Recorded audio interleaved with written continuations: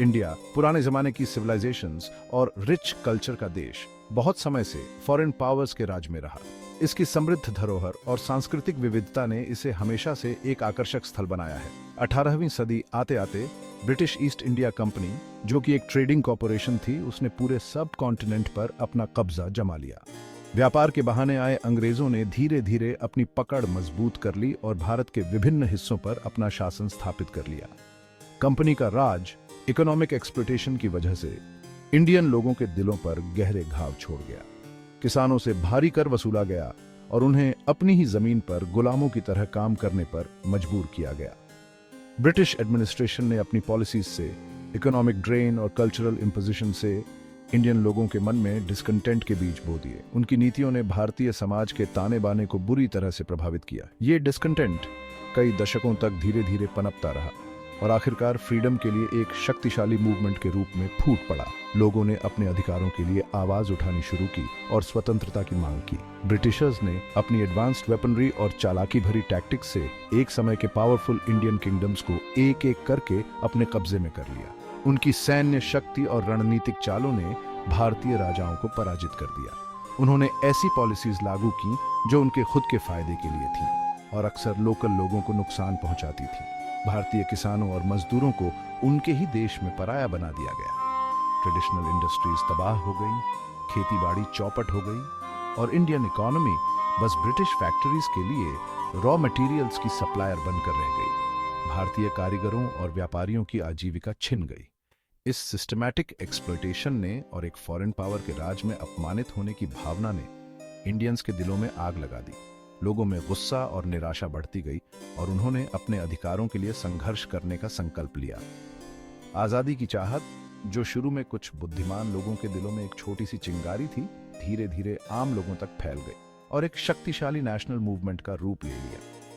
यह आंदोलन धीरे धीरे पूरे देश में फैल गया और हर वर्ग के लोग इसमें शामिल हो गए।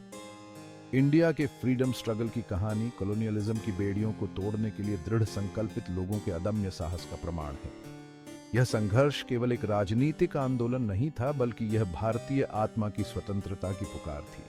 यह साहस, बलिदान और एकता और सच्चाई की शक्ति में अटूट विश्वास की गाथा है।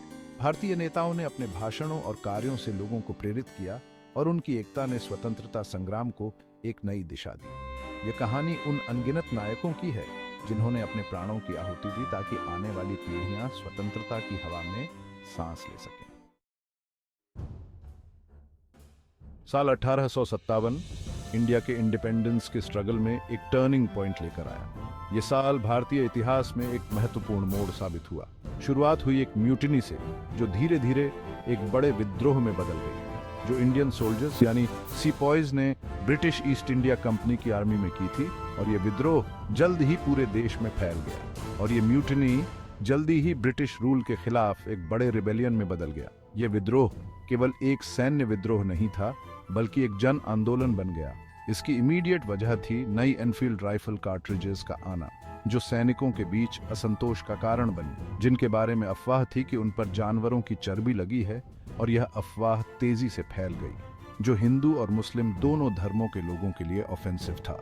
यह धार्मिक भावनाओं को ठेस पहुंचाने वाला था। सीपॉयज, जो पहले से ही अपने ब्रिटिश सुपीरियर्स से नाराज थे, इस नए अपमान से और भी भड़क उठे। उन्होंने इसे अपने धर्म को अपवित्र करने की एक जानबूझकर कोशिश मानी। यह उनके लिए असहनीय था। ये म्यूटिनी, जो मेरठ से शुरू हुई, जल्द ही एक बड़े विद्रोह में बदल गई। जल्दी ही नॉर्थ और सेंट्रल इंडिया के दूसरे हिस्सों में भी फैल गई। दिल्ली से लखनऊ तक, कानपुर से झांसी तक, हर जगह विद्रोह की लहर दौड़ गई। हर वर्ग के इंडियंस इस अपराइजिंग में शामिल हो गए। किसान, मजदूर, व्यापारी, सभी ने इस विद्रोह में भाग लिया। हालांकि इस रिबेलियन को ब्रिटिशर्स ने कुचल दिया, लेकिन इसका प्रभाव बहुत गहरा था। लेकिन इसने रूलर्स और रूल्ड दोनों के मन पर एक गहरा प्रभाव छोड़ा। यह विद्रोह एक चेतावनी थी ब्रिटिशर्स के लिए। इसने उनके एम्पायर की कमजोरियों और उनके इंडियन सब्जेक्ट्स के मन में छिपी नाराजगी को उजागर कर दिया।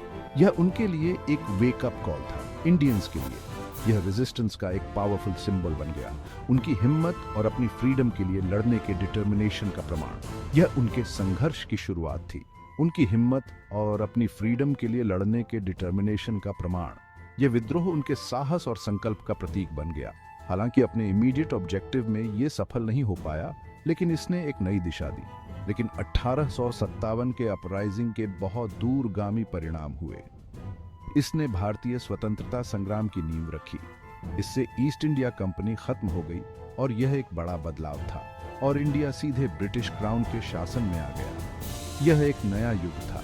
इससे भी महत्वपूर्ण बात यह है कि इसने उस ऑर्गेनाइज्ड नेशनल मूवमेंट के बीज बोए जिसने आखिरकार इंडिया को इंडिपेंडेंस दिलाई। यह विद्रोह भारतीय स्वतंत्रता संग्राम का पहला अध्याय था।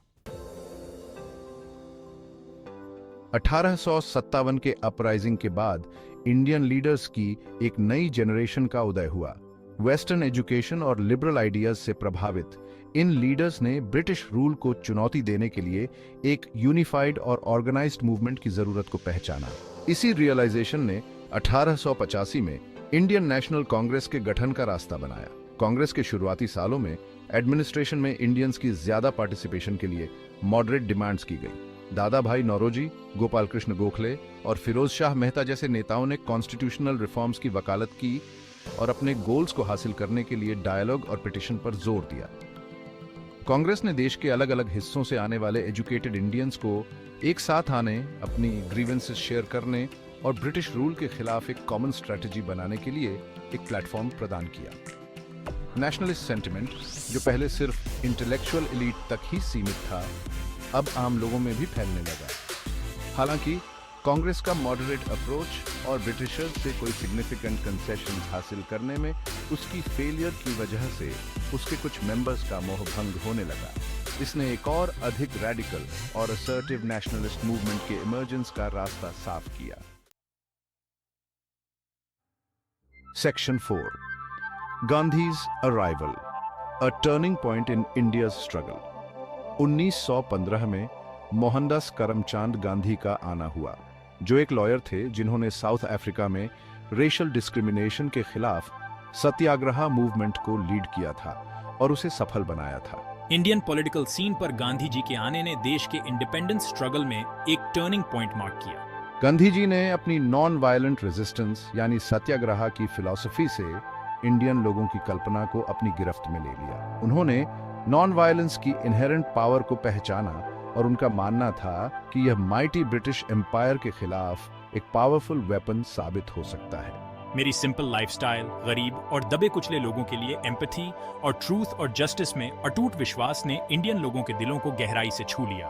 वो जल्द ही इंडियन नेशनल मूवमेंट के अनडिस्प्यूटेड लीडर के रूप में उभरे और उन्होंने इंडियन नेशनल कांग्रेस के बैनर तले जनता को एकजुट किया।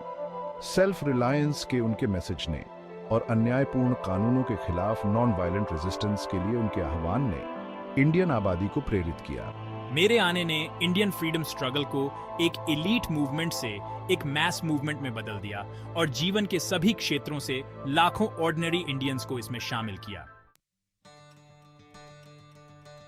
Section 5, the Mahatma's movements shaking the foundations of the empire. में इंडियन नेशनल कांग्रेस ने कई मैस मूवमेंट्स लॉन्च किए जिन्होंने इंडिया में ब्रिटिश रूल की नींव हिला दी। ये मूवमेंट्स न केवल राजनीतिक थे बल्कि सामाजिक और आर्थिक बदलावों का भी प्रतीक थे। 1920 से 22 का नॉन कॉपरेशन मूवमेंट, 1934 से 36 का सिविल डिसोबीडियंस मूवमेंट और 1942 का क्विट इंडिया मूवमेंट, ये सब सत्याग्रह की पावर का प्रमाण थे। इन आंदोलनों ने भारतीय समाज के हर वर्ग को एकजुट किया और ब्रिटिश रूल के खिलाफ एक मजबूत मोर्चा खड़ा किया। गांधी जी की स्ट्रैटेजी सिंपल येट प्रोफाउंड थी। उन्होंने इंडियंस से ब्रिटिश रूल का पीसफुली विरोध करने का आग्रह किया, कॉलोनियल एडमिनिस्ट्रेशन को कोऑपरेट करने से मना करके। उन्होंने अपने फॉलोअर्स से ब्रिटिश गुड्स का बहिष्कार करने, टैक्सेस देने से इनकार करने और बड़ी संख्या में गिरफ्तारी देने का आह्वान किया।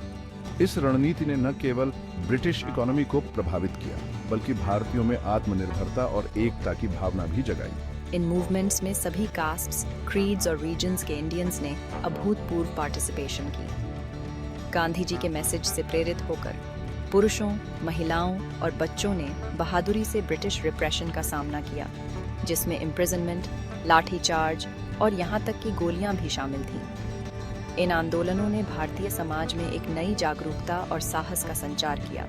ब्रिटिश एडमिनिस्ट्रेशन इन मूवमेंट्स के स्केल और इंटेंसिटी को देखकर दंग रह गई और खुद को कंट्रोल बनाए रखने के लिए संघर्ष करते हुए पाया। दुनिया ने हैरानी से देखा कि लाखों इंडियंस, जिनके पास गांधी जी के नेतृत्व और उनके कॉज की राइचसनेस में अटूट विश्वास के अलावा और कोई हथियार नहीं था, ने ब्रिटिश एम्पायर की ताकत को चुनौती दी। इन आंदोलनों ने न केवल भारत में बल्कि पूरी दुनिया में स्वतंत्रता और न्याय के लिए संघर्ष करने वालों को प्रेरित किया। इन मूवमेंट्स ने न केवल कॉलोनियलिज्म की मॉरल बैंक्रप्सी को उजागर किया, बल्कि ग्लोबल स्टेज पर नॉन वायलेंट रेजिस्टेंस की पावर को भी प्रदर्शित किया।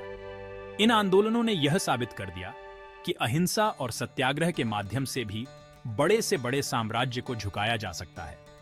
ये एक ऐसा संदेश था जिसने दुनिया भर के स्वतंत्रता सेनानियों को प्रेरित किया और उन्हें अपने संघर्ष में नई ऊर्जा दी।